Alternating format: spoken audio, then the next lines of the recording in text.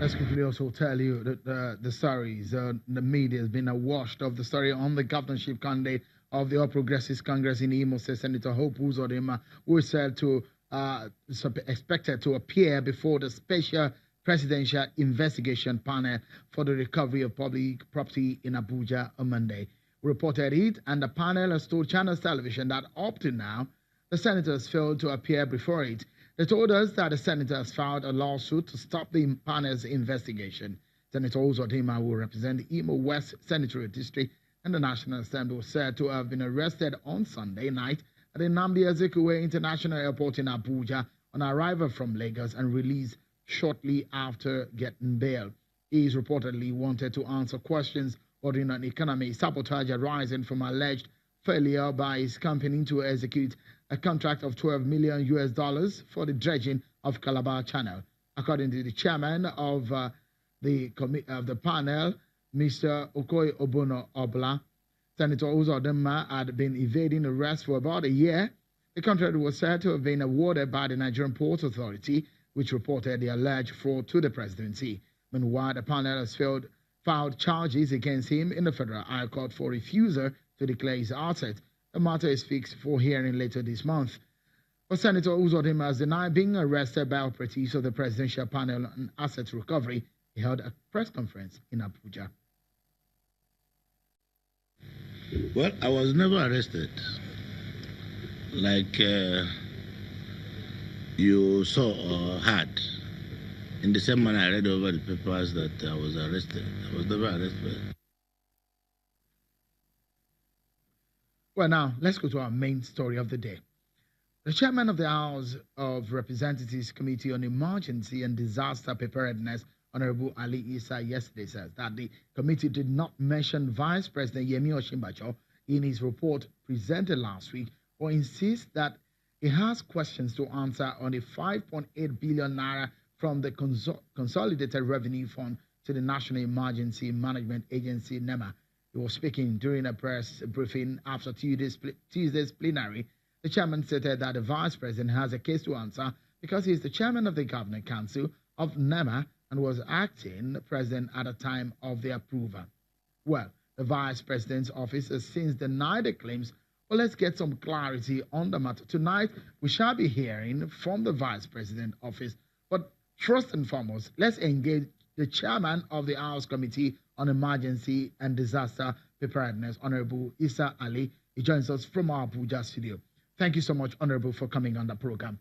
Now, you did say that the vice president was not mentioned or indicted in your report, but you're saying that he asked questions to answer over the issues of the 5.8 and another issues of 33 billion naira. Could the vice president be responsible for the action of those you have indicted in your report?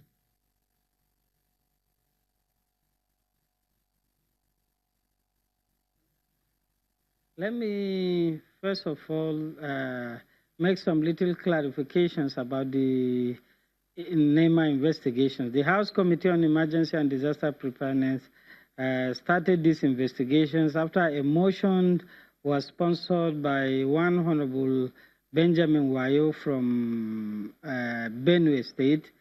He sponsored a motion requesting the House to investigate the violation of public trust in the National Emergency Management Agency, NEMA. The House mandated the committee to undergo the investigations and also report back to the House for further legislative activities.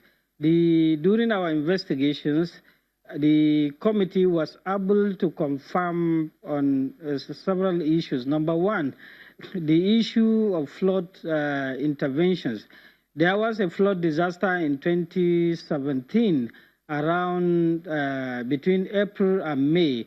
Federal government approved the release of 1.6 billion, and that 1.6 billion was released to the National Emergency Management Agency in June 2017. But it was part of the issues raised in the motions. So during our investigations, we confirmed that, yes, NEMA has received this 1.6 billion around June 2017, But the committee also got confirmations that some states who are victims of the flood disaster started getting part of their items around March and April 2018 when the committee started this investigation. So the committee also, in our recommendation, will confirm and the 1.6 billion is for 16 states, which the assumption was every state should have 100 million interventions in the flood disaster. But the document provided by the National Emergency Management Agency and the states themselves confirmed. Honorable, sorry that I'm butting in here, but I'm looking at that report that you released, and in that report you made some recommendations. And part of the recommendations is that the ICPC and the ESCs and the police should ensure recovery of the payment of about 800 million damage from the concerned officers of the Ministry of Budget and National Planning. You made recommendation on the Director General of NEMA. Has all these recommendations be attended to based on the information you have?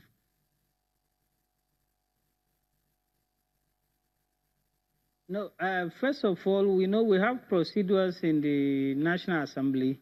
The House, after submissions of the report, we deliberated it and it has been adopted. Then the National Assembly will communicate to the executive arm of government the resolution of the House. Then we now wait for the executive and see if they implement the resolutions of the House. So you said earlier that the Vice President has a case to answer. Are you saying that the Vice President, at the time he was an acting president, does not have the power to approve funds for emergency intervention situation? We didn't mention that the Vice President does not have power to approve money for emergency intervention. The Vice President, when he was acting president, then he approved 5.8 billion. 5 billion was meant for to procure food items for the interventions in the Northeast, while 829 million was to be used by NEMA as logistic to transport the food items to the Northeast. Then another 3.1 billion was also approved for the same food intervention in the Northeast.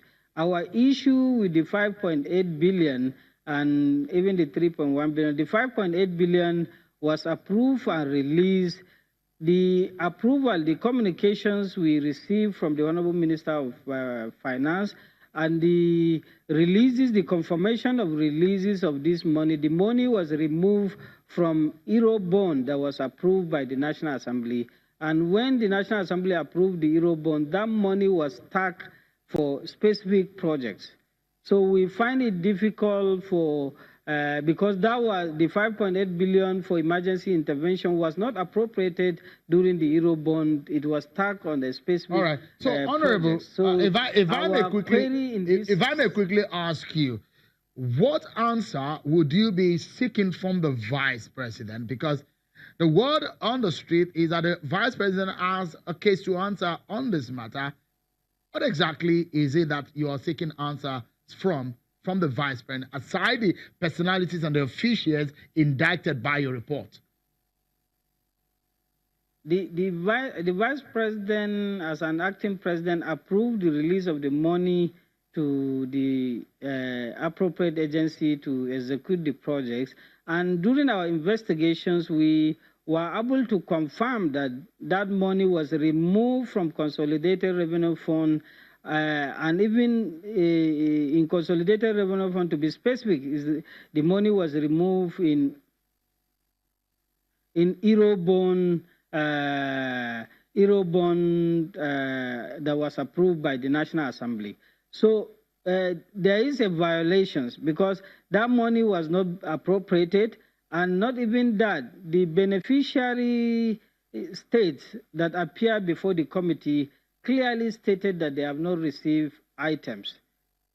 They have not received those food items. So we believe that he has given an approval, but most of is part of the reason why the committee recommended that the DG NEMA should be relieved of his duty, because of, number one, this issue. Then the other issues that emergency flood intervention money will be released to an agency, and the agency did not intervene until when the House started investigating on the matter. Then the agency feel it's necessary to also intervene, and that money has not been also accounted.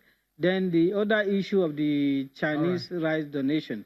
Chinese government communicated to Nigerian government around March 2017 that they are donating 6,779 metric tons of rice, which is Honorable Ali, I'm afraid we are out of time on this one. We would like to hear from the Vice President's spokesperson who will be joining us after this break.